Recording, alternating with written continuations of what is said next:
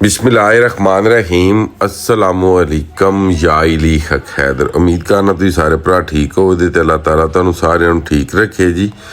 तो अज डेट हो गई जी 25 अगस्त 8वां महीना 2025 तो टाइम हो गया जी 9:20। तुहानूं अपडेट देन लगे हैं रिवर चनाब हैड मराला तो तुहानूं दस्सन लगे हैं कि हैड मराला ने ज़्यादा तो ज़्यादा कितना पानी क्रॉस कराया, रात के 11 बजे कितना पास कराया, तो हुण इस टाइम दरियाए चनाब कितना पानी क्रॉस करा रहा, तो ज़्यादा तो ज़्यादा कितना पानी इस टाइम क्रॉस हो रहा।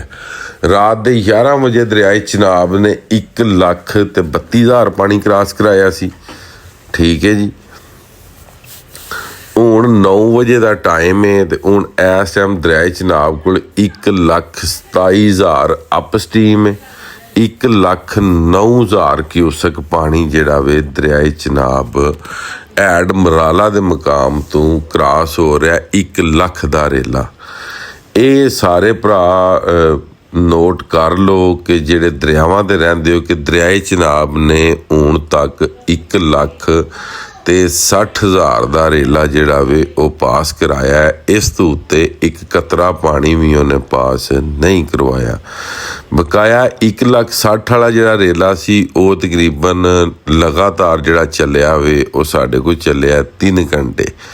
उस तो बाद फिर चलदा रहा वे 1.5 लाख ते दरिया चलदा रहा घंटा डेढ़, फिर जनाब चलदा रहा 45 ते फिर इंजी 42 ते फिर रात के 11 बजे तक 42-32 ते चलदा रहा। फिर रात तो ला के हूण तक चलदा रहा 30 ते हूण आके ते दरिया चलन लग पिया वे 10 ते यानी कि 1,10,000 ते। ये जिहड़े 40 30 50 भी आंदा रहा वो 1.5 लाख तो यानी कि थले।